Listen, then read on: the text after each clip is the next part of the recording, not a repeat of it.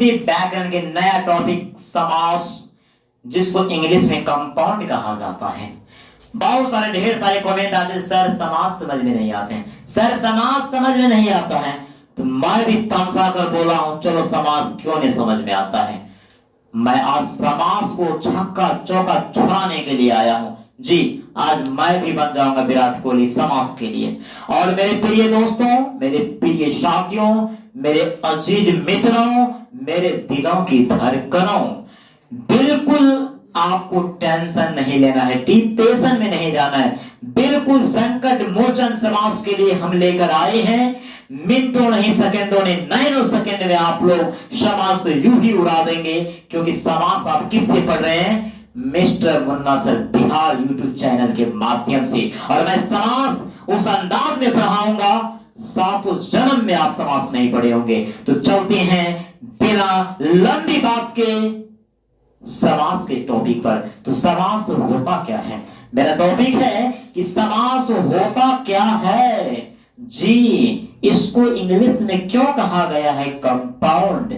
Science में compound को यौगिक कहते हैं, और हम लोग साइंस में पढ़े हैं यौगिक क्या होता है।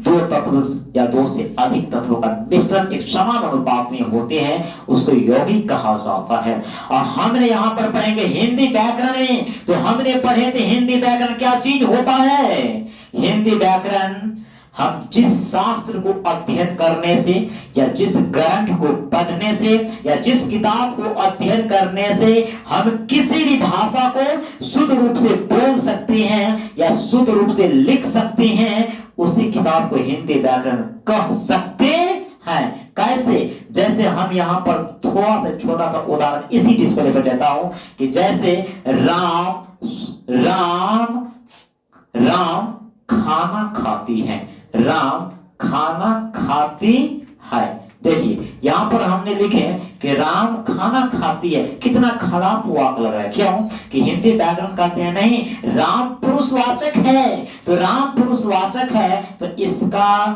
क्रिया भी पुरुषवाचक ही होना चाहिए। तो कैसे पकड़ लिए? हिंदी व्याकरण की मदद से। तो चलते हैं बिना लंबी बातों को समास की ओर। समास कैसे कहते हैं, समास किसे कहते हैं, तो मेरा पर्दा उठने वाले हैं जी। समास का अर्थ होता है, समास का अर्थ होता है, समास का अर्थ होता है संक्षिप्त करना। जी हाँ दोस्तों, समास का अर्थ होता है संक्षिप्त करना। अब ये संक्षिप्त क्या है? यानी बड़ा बात को छोटा बात करना संक्षिप्त होता है। जैसे हम लोग हिंदी में पढ़ते हैं संक्षेपण, बड़ी बातों को छोटी बात में करना। अरे यार कितना बकर बकर बोलते हो, शॉर्टकट में कहो ना, उसे ही संक्षेप कहा जाता है। तो संक्षेप से ही संक्षिप्त बना है। तो समास का अर्थ ही होता है संक्षिप्त करना जी। एक एक बात को समझना, समास हो चाहे कारक हो, यूं ही उड़ा देंगे। तो समास का अर्थ होता है संक्षिप्त करना। विभिन्न पदों का एक पद में होना समास कहलाता है। विभिन्न पदों का एक पद में होना समास कहलाता है। जैसे हम लोग देखेंगे यहां पर एक उदाहरण लेंगे। जैसे गंगा का जल, गंगा का जल। देखो एक शब्द, दो शब्द और ये तीन शब्द। गंगा का जल, गंगा का जल। इसको हम एक कर देंगे तो हो जाएगा गंगा जल। देखिए दो या दो से अधिक पद जब एक पद में आ जाता है तो उसी पद को क्या कहा जाता है? समास कहा जाता है। तो समास का अर्थ होता है विभिन्न पदों का एक पद में होना समास कहलाता है। समास का अर्थ ही होता है विभिन्न पदों का एक पद में होना समास कहलाता है। जैसे ध्यान दीजिए, राजा का पुत्र। देखिए राजा का पुत्र, देखो एक शब्द, दो शब्द, तीन शब्द। ये तीनों शब्द मिलकर बन जाएगा राजपुत्र। देखो हमने क्या बोले हैं? हमने क्या बोले हैं कि समास का अर्थ होता है संक्षिप्त करना। समास का अर्थ क्या होता है? संक्षिप्त करना। देखो कितना लंबा बात था, मैंने इसको छोटा कर दिया। तो इसको समास कहेंगे, इसको नहीं कहेंगे, इसको विग्रह कहेंगे जी। दिल और दिमाग में थोड़ा भी शंका नहीं होना चाहिए कि किसको समास कहेंगे। जी, ये समास का बिगड़ा होता है, जिसको मैथ में हम लोग फैक्टर कहते हैं, गुणनखंड कहते हैं। तो समझ जाओ, ये व्याकरण में इसको हम इसका फैक्टर कहेंगे, गुणनखंड कहेंगे। तो राजपुत्र, राजा का पुत्र, राजपुत्र, राजा का पुत्र, एक शब्द, दो शब्द, तीन शब्द, तीन शब्दों के बदले में एक शब्द हुआ, तो इसी शब्द को हम लोग क्या कहेंगे? समास कहेंगे। जैसे देखिए, 1 + 2 + 3 + 4 + 5, देखो कितना होगा? 3 3 6 4 10 10 5 15। देखो ये एक शब्द हुआ, एक डिपार्टमेंट में हुआ, लेकिन देखो इसमें 1 2 3 4 5। मेरा परिभाषा क्या है? विभिन्न पदों का, विभिन्न पदों का एक पद में होना समास कहलाता है। रे लड़के, विभिन्न पदों का एक पद में होना समास कहलाता है। तो चलते हैं अब हम लोग समास के प्रकार पर। समास 6 प्रकार के होते हैं। हम लोग पढ़े थे कारक के टॉपिक में, कारक 8 प्रकार के होते हैं। आज हम लोग पढ़ेंगे समास। समास भी 6 प्रकार के होते हैं। तो चलते हैं समास के प्रकार में। समास के प्रकार है, समास के 6 भेद होते हैं। समास के कितने भेद होते हैं? 6, जिसमें से मैं पहला पढ़ूंगा दिक्कु समास। अब देखिए, हर व्याकरण में, हिंदुस्तान के हर व्याकरण में पहला नंबर में अव्ययभाव समास होता है, लेकिन मेरे व्याकरण में दिक्कु समास या कोई और होता है। जाके देखो तो इस बच्चे सबको, ये बच्चे लोग क्या कर रहा है अभी? दिक्कु समास। दिक्कु समास उस समास को कहते हैं, अब सुनना है कि दिक्कु समास उस समास को कहते हैं, दिक्कु समास उस समास को कहते हैं जिसका पहला पद संख्यावाची हो।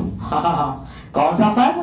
पहला पद। हाँ, बहुत मजा आ रहा है पढ़ने में। ये गर्मी मौसम है, फिर भी पढ़ाने में बहुत मजा है, क्योंकि आपका प्रेम, आपकी याद मुझे खींच कर ले आती है। दिक्कु समास, दिक्कु समास उस समास को कहते हैं जिसका पहला पद क्या हो? संख्यावाची। अब हम लोग मैथ में जानते हैं संख्या किसे कहते हैं। चलिए, दिक्कु समास उस समास को कहते हैं जिसका पहला पद संख्यावाची हो। जी, पहला पद संख्यावाची हो। इसका मतलब क्या हुआ? इसका मतलब ये हुआ, दशक 10 सालों का समूह। दशक एक शब्द है। देखो, 1 पद, 2 पद, 3 पद, 4 पद। 4 पद के बदले में क्या वो पद है? एक पद है। इसे हम समास कहेंगे। लेकिन कौन सा समास कहेंगे? दिक्कु समास कहेंगे। क्यों कहेंगे? क्योंकि इसका पहला पद विग्रह करने के बाद मुझे पता चलता है कि इसमें संख्या छुपी हुई है। विग्रह करने के बाद मुझे पता चलता है कि इसका पहला पद में संख्या छुपी हुई है, क्योंकि 10 एक संख्या को दर्शाते हैं। 10 सालों का समूह, 10 सालों का समूह संख्या को दर्शाता है। तिरंगा, 3 रंगों का समूह, 3 यहाँ पर संख्या को दर्शाता है। शताब्दी, 100 सालों का समूह, 100 संख्या को दर्शाता है। त्रिलोक, 3 लोगों का समूह, 3 संख्या को दर्शाते हैं। सप्ताह, 7 दिनों का समूह, 7 संख्या को दर्शाते हैं। त्रिपाई, 3 पैरों का समूह, 3 संख्या दर्शाते हैं। नवरत्न, 9 रत्नों का समूह, नवरत्न 9 रत्नों का समूह। महीना, 30 दिनों का समूह। चौमासा, 4 मासों का समाहार या समूह।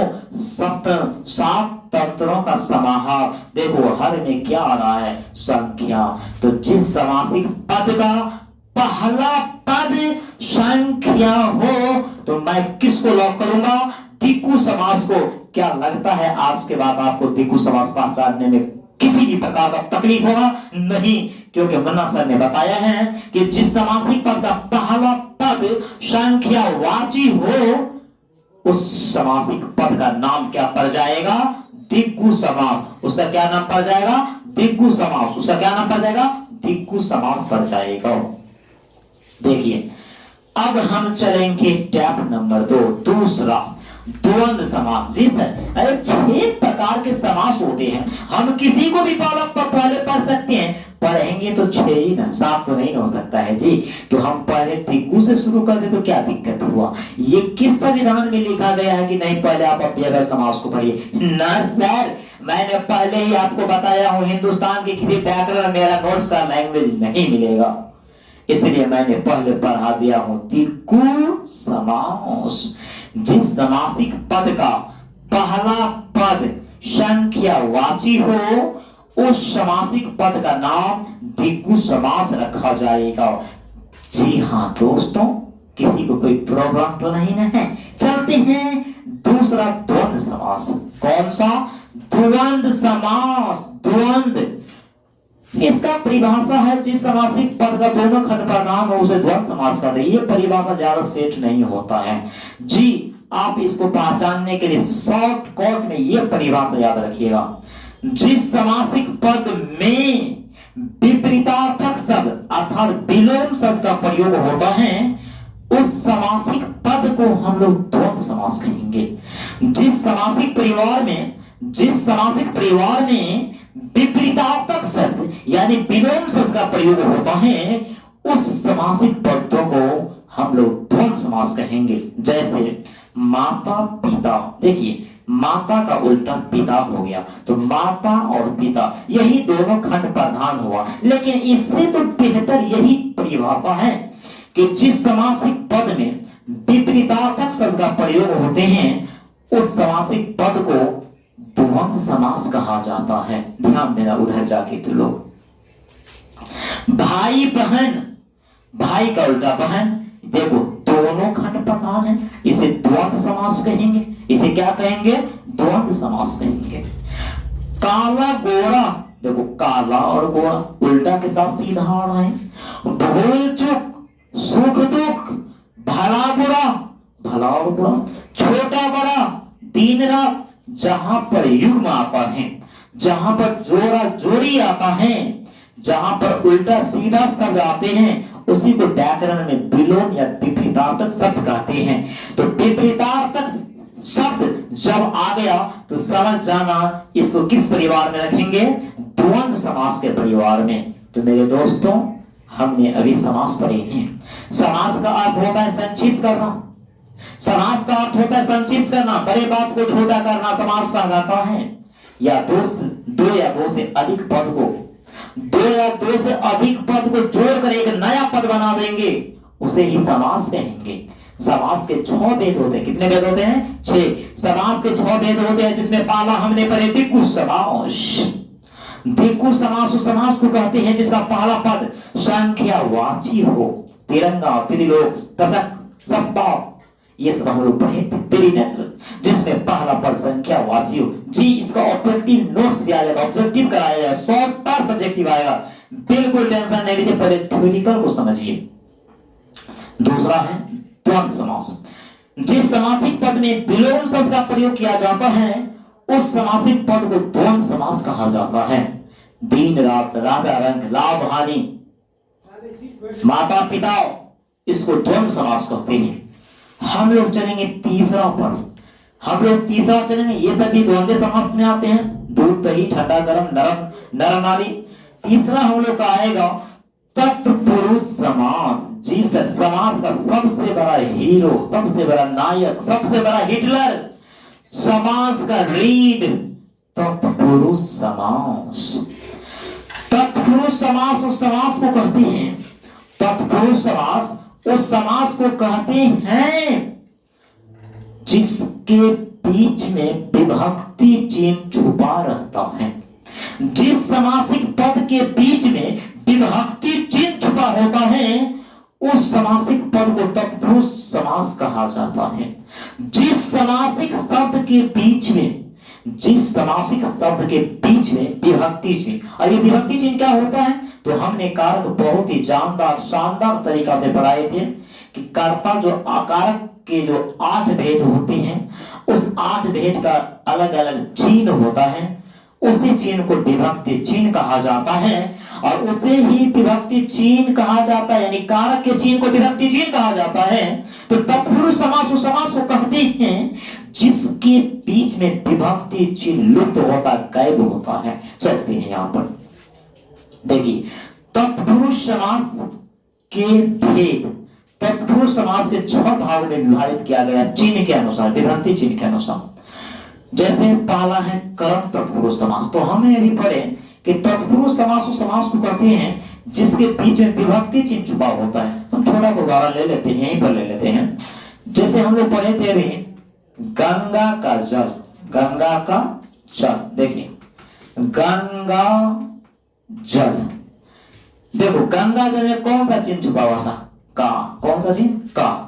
अब ये कौन सा तत्पुरुष समास ये नहीं जानना, हमको सबसे पहले यही जानना कि तत्पुरुष समास है। जैसे नेत्रहीन, नेत्र से हीन, देखो नेत्र से हीन, हम बोलेंगे नेत्रहीन, नेत्र से, देखो चिन्ह आ गया, है ना चिन्ह, यही चिन्ह छुपा रहेगा।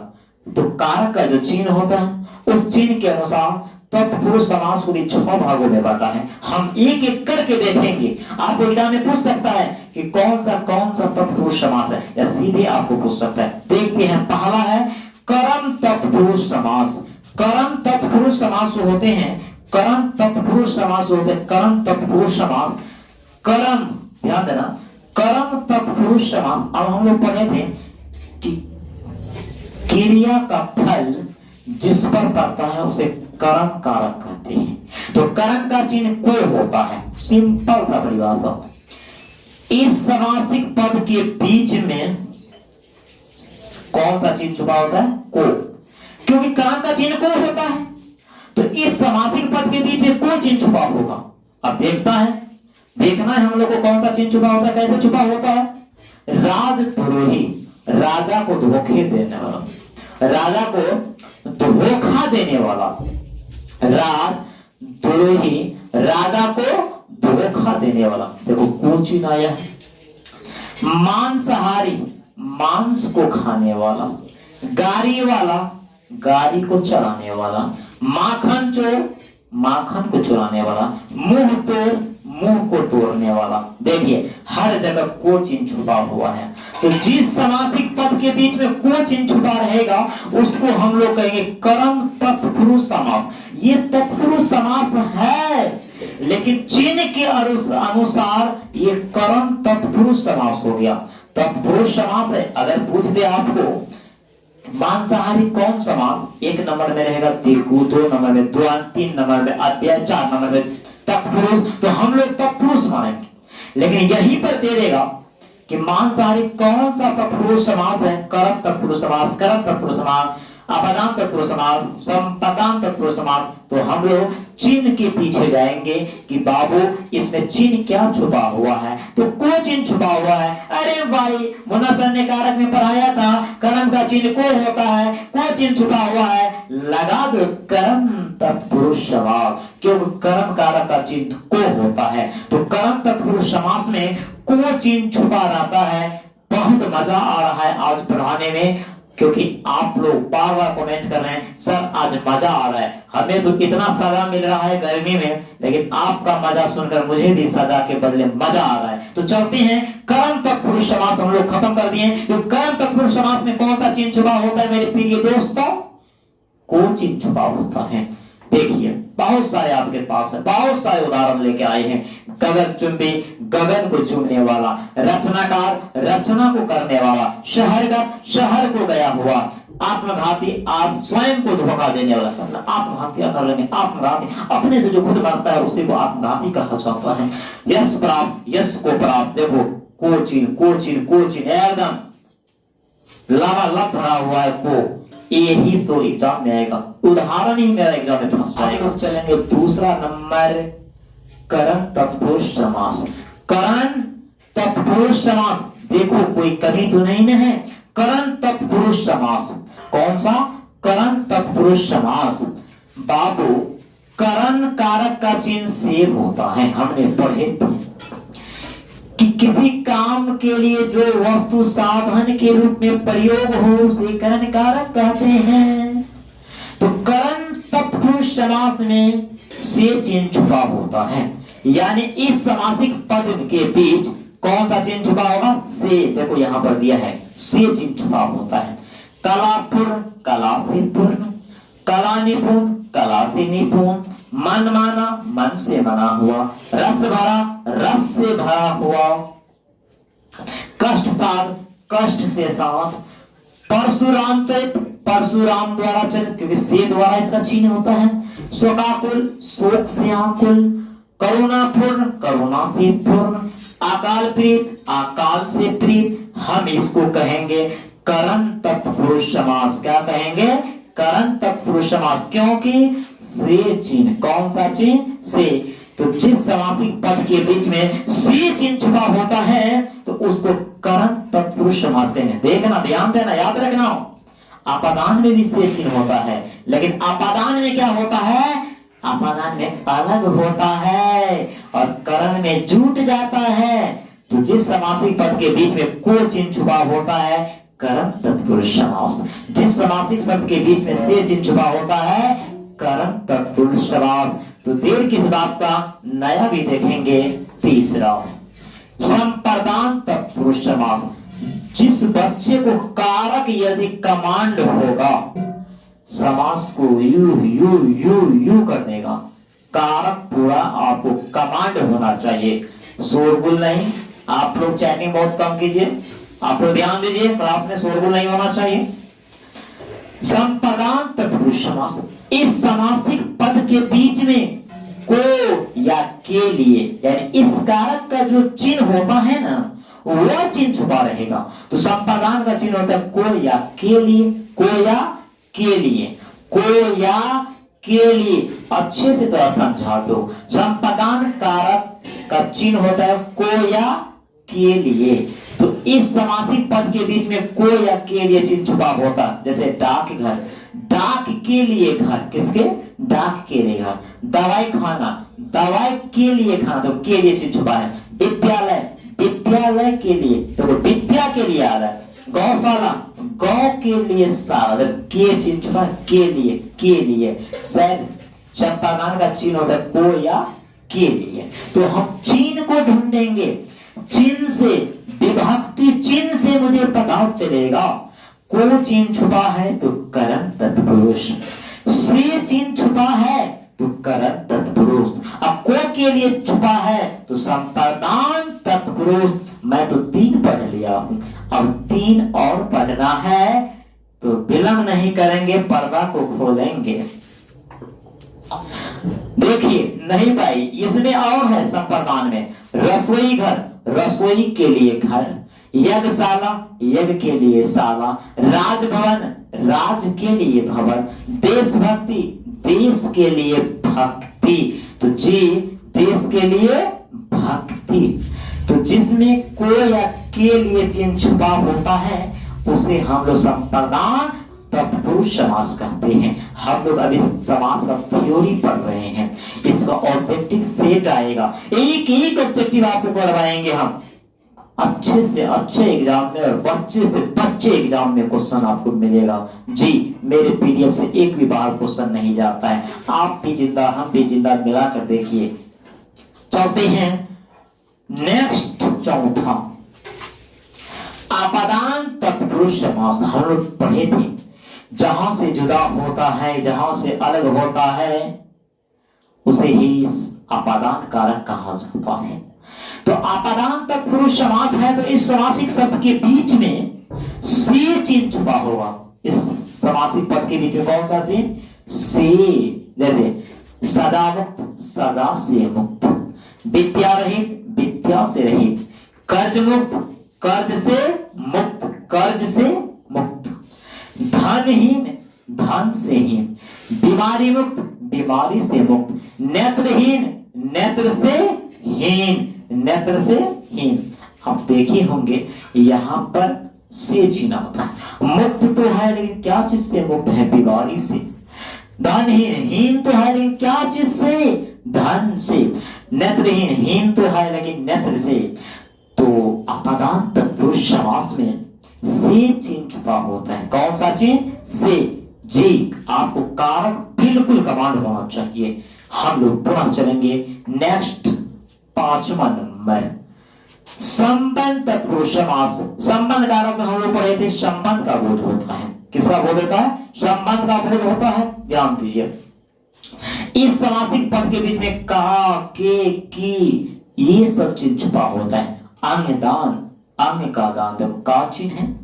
जीवन दानी, जीवन का दान। भारत रत्न, भारत का रत्न। जल धारा, जल की धारा, देखो ये चिन्ह छुपा हुआ है। शिवालय, शिव का आलय, यानी आलय माने घर होता है, शिव माने भगवान, यानी भगवान का घर, यानी शिव भगवान का घर। राजपुत्र, राजा का पुत्र। लोकसभा, लोक की सभा। देश रक्षा, देश की रक्षा। देव कन्या, देवता का कन्या। गंगा जल, गंगा का जल। देखो का, के, की चिन्ह छुपा रहे तो संबंध तत्पुरुष समास। कौन सा? संबंध तत्पुरुष समास। हम लोग अभी पढ़े हैं कि संबंध तत्पुरुष समास, तो संबंध कारक का जो चिन्ह होता है उसके अनुसार इसका नाम पड़ता है। अधिकरण तत्पुरुष समास हम लोग पढ़े थे। किसी क्रिया को होने के लिए जो वस्तु आधार के रूप में प्रयोग, किसके रूप में? आधार के रूप में। तत्पुरुष समास को 6 भागों में बांटा था कारक चिन्ह के अनुसार, जिसका मैं लास्ट पढ़ रहा हूं, अधिकरण तत्पुरुष समास। इसमें चिन्ह छुपा होगा में या पर, में या पर। जल समाधि, जल में समाधि। देखते होंगे दाह संस्कार के बाद जो मेरा अवशेष बच जाते हैं उसको हम लोग गंगा जल में विसर्जन कर देते हैं, उसी को जल समाधि कहते हैं। जल समाधि, जल में समाधि। शहरवास, शहर में वास। दुकान प्रवेश, दुकान में प्रवेश। वनवास, वन में वास, यानी इसमें में या पर चिन्ह छुपा होता है। आप बीती, आप पर बीती, यानी अपने आप पर बीती। सिर दर्द, सिर में दर्द। घुड़सवार, घोड़े पर सवार। पर्वतारोहण, पर्वत पर आरोहण। खुद बीती, खुद पर बीती हुई। पुरुषोत्तम, पुरुषों में उत्तम। जिस तत्पुरुष समास के बीच में या पर चिन्ह छुपा होता है उसे अधिकरण तत्पुरुष समास कहते हैं। हम लोग पढ़े समास में 3 प्रकार, दिक्कु समास पढ़ लिए, द्वंद्व समास पढ़ लिए, तत्पुरुष समास पढ़े। तत्पुरुष समास के 6 प्रकार भी पढ़े। करण तत्पुरुष समास, करण तत्पुरुष समास, संप्रदान तत्पुरुष समास, संबंध तत्पुरुष समास और अधिकरण तत्पुरुष समास। चिन्ह के अनुसार तत्पुरुष समास को कितने भागों में बांटे हैं मेरे प्रिय दोस्तों, मेरे साथियों, मेरे अजीज मित्रों, मेरे दिलों की धड़कनों? कितने भागों में? 6 भागों में। आज के बाद मत कहना कि समास समझ में नहीं आ रहा है, यो चुटकी में उड़ाएंगे, क्योंकि समास आप किससे पढ़ रहे हैं? किससे पढ़ रहे हैं? मुन्ना सर बिहार से आप लोग पढ़ रहे हैं समास। हमने इससे भी गागा बचाकर पढ़ाए थे कारक। जी, अब हम लोग चलेंगे समास के 4था भेद, जिसका नाम है बहुब्रीहि समास। बहुब्रीहि समास उस समासिक पद को कहते हैं जिसे विग्रह करने पर विशेष अर्थ निकलता है। बहुब्रीहि समास उस समास को कहते हैं जिसे विग्रह करने पर, विग्रह का मतलब होता है टुकड़ा करने पर, गुणनखंड करने पर।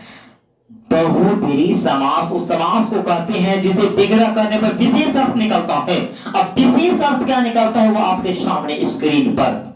चतुर्भुज, 4 भुजाएं जिसकी, मैंने इसका विग्रह किया हूं, लेकिन एक कोष्ठ के अंदर में एक नया शब्द आया है, इसी को कहा जाता है विशेष अर्थ। इसको क्या कहा जाता है? विशेष अर्थ। तो 4 भुजा किसको है? विष्णु को। तो ये विशेष अर्थ जो पैदा करेगा उस कंडीशन में उस शब्द को हम लोग कहेंगे बहुब्रीहि समास। ध्यान देना, 20 को धारण करने वाला अर्थात सांप, जो 20 को धारण करते हैं उसको सांप कहा जाता है। ये कोष्ठ के अंदर में जो मेरा नया मीनिंग देख रहे हो, उस नया मीनिंग के कारण इस शब्द को, इसको कहेंगे बहुब्रीहि समास, इसको। और ये विशेष अर्थ है, ये विशेष अर्थ है। तो कोष्ठ में जो मेरा नया शब्द आया है वही विशेष अर्थ है। इस विशेष अर्थ के कारण हम इसको कहेंगे बहुव्रीहि समास। त्रिलोचन, तीन आंखों वाला, तीन आंख जो है इस दुनिया में एक व्यक्ति का जिसका नाम शंकर है। कहता है ना मेरा देश में कंकर कंकर से शंकर बना है जी। तो यहाँ पर विशेष अर्थ जो है ये कोष्ठ के अंदर में है। इस विशेष शब्दों के कारण ही इस शब्दों को हम लोग कहते हैं बहुव्रीहि समास। बहुत अच्छे अंदाज में इसका पीडीएफ आप लोगों को डाला जाएगा, बिल्कुल नाराज होने की जरूरत नहीं है। सिंह वाहनी, जिनके सिंह का वहां हो, देखिए दुर्गा, जिनके सिंह का वहां हो, देखिए दुर्गा जी का सवारी जो है वो सिंह है, विशेष अर्थ में आता है। दशानन, दस है आनंद जिसके रावण, आनंद का मतलब कपार होता है। जिस व्यक्ति को 10 को कपार है उसका विशेष अर्थ में नाम है रावण। तो विशेष अर्थ में जो मेरा आया है विशेष रावण, इसके कारण हम इसको कहेंगे बहुव्रीहि समास। सूर्य पुत्र, जो सूर्य का पुत्र हो, जो सूर्य का पुत्र, कर्ण को सूर्य का पुत्र कहा गया है, ये विशेष अर्थ होने के कारण इसको बहुव्रीहि समास कहते हैं। इसे कौन सा समास कहते हैं? बहुव्रीहि समास कहते हैं। मुरलीधर, मुरली धारण करने वाला, कृष्ण को मुरली धारण करने वाला कहा जाता है। जो मुरली को धारण करते हैं उसे कृष्ण कहते हैं विशेष अर्थ में, लेकिन विशेष अर्थ के कारण इसको मुरलीधर को बहुव्रीहि समास कहते हैं। लोकनायक, लोक का नायक, लोगों का नायक, लोगों का हीरो, जिसे जेपी कहते हैं, जेपी को लोकनायक कहते हैं। ये विशेष अर्थ हुआ और इस अर्थों के कारण इसको हम क्या कहेंगे? बहुव्रीहि समास। क्या कहेंगे? बहुव्रीहि समास कहेंगे। निशाचर, निशा में विचरण करने वाला राक्षस, रात को जो विचरण करता है उसको राक्षस कहते हैं, विशेष अर्थ राक्षस है। मैंने क्या पढ़ा है? बहुव्रीहि समास उस समास को कहते हैं, बहुव्रीहि समास उस समास को कहते हैं जिसे विग्रह करने पर विशेष अर्थ निकलता है। विशेष अर्थ किसको कहेंगे? ये कोष्ठ के अंदर में जो मेरा है उसे ही हम लोग क्या कहेंगे? विशेष अर्थ कहेंगे। देखिए पशुपति, पशुओं का पति, सिंह को पशु का पति कहते हैं। चार मुख है जिसके, ब्रह्मा को चार मुख है जिसको हम लोग चतुर्मुख कहते हैं। पतझड़, झड़ते हैं पत्ते जिस ऋतु में बसंत कहते हैं। जिस ऋतु में पत्ते झड़ते हैं उस ऋतु को बसंत कहते हैं। तो पतझड़ मेरा कौन सा समास? बहुव्रीहि समास। नीलकंठ, नीला है कंठ जिसका, तो किस व्यक्ति का कंठ नीला है? शिव को, विशेष अर्थ में शिव आ गया, इसलिए नीलकंठ को क्या कहेंगे? बहुव्रीहि समास कहेंगे। लंबोदर, लंबा है जिनका उदर, जी इस दुनिया में एक व्यक्ति है जिसका पेट बहुत बड़ा है, उसका नाम गणेश जी है, गणेश जी के बदले में लंबोदर। तो लंबोदर को क्या कहेंगे? बहुव्रीहि समास कहेंगे। विशेष अर्थ प्रकट करने वाले शब्दों को बहुव्रीहि समास कहा जाता है। विशेष अर्थ प्रकट करने वाले को बहुव्रीहि समास कहा जाता है। अब हम लोग नया देखेंगे कर्मधारय समास। कर्मधारय जी, द्विगु समास में पहला पद संख्यावाची होना चाहिए, द्वंद्व समास में विपरीतार्थक शब्द होना चाहिए, तत्पुरुष समास में विभक्ति चिन्ह छुपा होना चाहिए। उसके बाद हम लोग अभी पढ़े बहुव्रीहि समास, इसमें विशेष अर्थ छुपा होता है। चार को पहचानने में बिल्कुल टेंशन नहीं है। थोड़ा मोड़ा इस समय प्रॉब्लम होगा तो थोड़ा सा हम लोग दिमाग पे रखेंगे, क्योंकि हर टॉपिक आपको एक ही बात समझ में नहीं आता है। आइए, कर्मधारय समास उस समास को कहते हैं जिसका पहला पद विशेषण और दूसरा पद विशेष होता है। अब विशेषण, संज्ञा या सर्वनाम का विशेषता बतलाने वाले शब्द को विशेषण कहते हैं, और विशेषण से जिस शब्द का विशेषता बताते हैं उसे विशेष कहते हैं। मेरा ये परिभाषा उतना काम नहीं करेगा जितना मेरा उदाहरण काम करेगा। नील कमल, नील के समान कमल, देखिए इसमें तुलना किया जाता है, कंपैरिजन किया जाता है, आकलन किया जाता है, अवलोकन किया जाता है, कंपैरिजन किया जाता है। नील कमल, नील के समान कमल, यानी इसका पांव कैसा है? नील के समान। ध्यान रखिए। महाराज, महान है जो राजा, जो राजा महान है उसे महाराजा कहा जाता है। तुलना किया जाता है। देखिए न इसमें संख्या आता है, न इसमें विभक्ति चिन्ह छुपा हुआ है, न इसमें विशेष अर्थ निकलता है, न इसमें विपरीतार्थक शब्द है। तो हम कॉमन सी बात कर सकते हैं कि जो तुलना करने वाले शब्द होते हैं उसे कर्मधारय समास कहते हैं। ऑप्शन से भी इसको ऑपरेशन कर देंगे। सूर्यमुख, सूरज के समान मुख, मुख जो है लेकिन किसके समान? सूरज के समान। पीतांबर, पीत है जो अंबर, अंबर माने कपड़ा, कपड़ा तो है लेकिन किसके समान? पीला, यानी पीत है अंबर, पीत है अंबर। महारत्न, महान है जो रत्न, रत्न माने गहना होता है, गहना है लेकिन वो कौन सा है? महारत्न जी। इसमें तुलना किया जाता है। देह लता, देह रूपी लता, महात्मा, महान है जो आत्मा, महादेव, महान है जो देव। भगवान तो बहुत है, जो लेकिन महान है उसको महादेव कहा जाता है। तुलना किया जाता है, कंपेरिजन किया जाता है। इसमें लाल टोपी, लाल है जो टोपी, टोपी तो है लेकिन कैसा है? लाल टोपी है। इसमें कंपेरिजन किया जाता है, तुलना किया जाता है। नील गगन, नीला है गगन, नीला है गगन, आसमान तो है लेकिन कैसा है? नीला। देखो हमने क्या बोल रहे हैं, इस कर्मधारय में तुलना किया जाता है, इसको तुलना किया जाता है। प्रधानाध्यापक, प्रधान है जो अध्यापक, अध्यापक बहुत है स्कूल में लेकिन जो प्रधान है, जो मेन है, उसको प्रधानाध्यापक कहते, तुलना किया गया है। प्रधानमंत्री, प्रधान है जो मंत्री, मंत्री तो बहुत है लेकिन जो मेन है उसको प्रधानमंत्री कहा जाता है। महापुरुष, महान है जो पुरुष, पुरुष तो बहुत है लेकिन जो मेन है, जो महान है, उसको महान पुरुष कहा जाता है। भला मानस, भला है जो मानस, भला है जो मानस। देखो इसमें तुलना, ये सब चिन्ह आ गया, ये सब चिन्ह अगर आपको आ गया जो सो तो समझ जाना कि ये कर्मधारय समास है। कौन सा समास है? कर्मधारय समास है। अब हम लोग चलेंगे लास्ट एंड फास्ट, जो आपके व्याकरण में पहला नंबर में होता है और मेरे व्याकरण में अंतिम नंबर में होता है, अव्ययभाव समास। अव्ययभाव समास उस समास को कहते हैं जिसका पहला पद उपसर्ग होना चाहिए। जी सर, अब हमें उपसर्ग पता होना चाहिए। उपसर्ग वह शब्द होते हैं जो किसी शब्द में जोड़कर अर्थ बदल देता है। उपसर्ग पहले लगता है और प्रत्यय बाद में लगता है। ध्यान दीजिए, जिस समासिक पद का पहला पद उपसर्ग हो उसे अव्ययभाव समास कहते हैं। अव्ययभाव समास की पहचान, जिसके पहले पद के रूप में अनु आए, ये आपको उपसर्ग है। आ आए, प्रति आए, यथा आए, भर आए, हर आए, बे, ओ, नी आदि, ये सब यदि आ गया शब्द के प्रारंभ में तो आंख मूंद के टिप देना, अव्ययभाव समास, तेरा रिजल्ट खुल के आ जाएगा।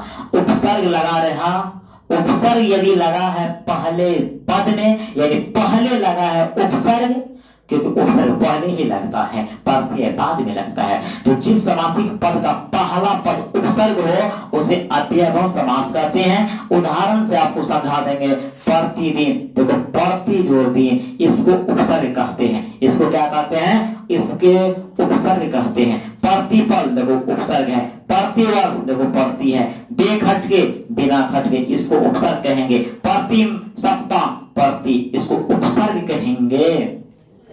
बे अटके, बिना अटके, ये उपसर्ग है। प्रतिष्ठान, ये उपसर्ग है, प्रति, इसको उपसर्ग कहेंगे। और प्रत्यक्ष, ये उपसर्ग है। आसनम उपसर्ग है। अनजाने और उपसर्ग है। जिसमें आपको ये छोटा शब्द लगा रहे अव्ययभाव समास। आमरण, देखो उपसर्ग। हर देखो, आ देखो, मैंने बोला हूं ना पहचानने का, यथाशक्ति, यथाशक्ति, ये उपसर्ग है। देखो न ये दिगु पे सेट हो रहा है, न ये द्वंद पे सेट हो रहा है, न ये तत्पुरुष पे जा रहा है, न ये बहुव्रीहि पे जा रहा है, न ये कर्मधारय पे जा रहा है। तो प्रभुआ ये क्या होगा? अव्ययभाव समास होगा। इसका पहला शब्द उपसर्ग होगा, मैं लगा दूंगा अव्ययभाव समास। बेरहम, देखो बे आएगा। यथाशक्ति, यथामति, यथाया। आकारण, ओ आया। यथाक्रम, अथाया, यथाया। हर आया। ये सब छोटा छोटा शब्द आ गया तो आप समझ जाना ये क्या है? अव्यय। यथा समय, समय के अनुसार, है ना जी।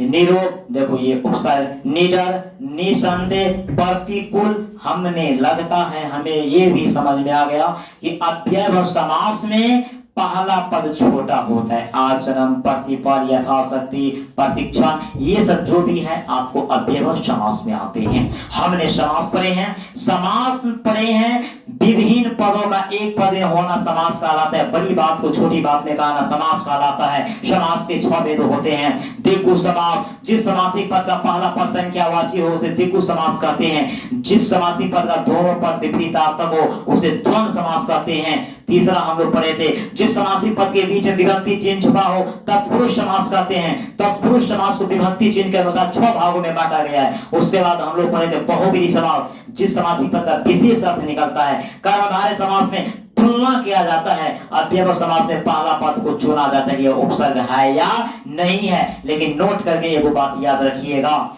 जब एक ही शब्द 2 बार आता है तो उसे अव्ययभाव समास कहा जाता है। जब एक शब्द कितने बार 2 बार आता है तो अव्ययभाव समास होता है। जैसे साफ साफ, धीरे धीरे, दिनों दिन, पहले पहल, रातों रात, ये सब आपको अव्ययभाव समास है। जी, आपको कभी कभी ट्रिक पढ़ाया जाता है कि 2 शब्दों के बीच में जो योजक चिन्ह होता है इसको योजक कर, ये चिन्ह तो वह द्वंद्व समास होता है। नहीं, योजक चिन्ह तो माता पिता में भी है, यहाँ धीरे धीरे में भी है, लेकिन धीरे धीरे तो अव्ययभाव हो गया। तो हम नोट ये याद रखेंगे कि एक ही शब्द जब 2 बार आता है तो अव्ययभाव समास होता है। मैं आशा रखता हूँ, मैं आशा करता हूँ, मैं विश्वास करता हूँ आप सबों से कि लगता है कि समास आप लोग समझ गए होंगे। यदि किसी भी प्रकार की त्रुटि फिर भी बचा हो आप कमेंट दे सकते हैं, आपके कमेंट को सुना जाएगा। थोड़ा सा भी अगर शंका हो, समझने में कहीं प्रॉब्लम हो तो नेक्स्ट मैं इसको समझाने का प्रयास करूंगा। तब तक के लिए मैं समास को खत्म करते हुए मैं आप लोग के बीच से विदा होना चाहता हूं। लेकिन भाई आपको जिद होना चाहिए। सुने हैं ना कि यदि जिद है तो जिंदगी में जीत है, यदि जिद है तो जिंदगी में जीत है। और जन्म लिया है तो कुछ करके दिखाइए, चाहे आपको जो भी जिंदगी में मिले कुछ करके दिखाइए। बाजुओं में ताकत है तो जीत कर दिखाइए, बाजुओं में दम है तो जीत कर दिखाइए। तब तक के लिए मैं आप लोग के बीच से बेपनाह होकर, बेपनाह मोहब्बत के साथ आपसे दूर होना चाहता हूं। तब तक के लिए जय हिंद।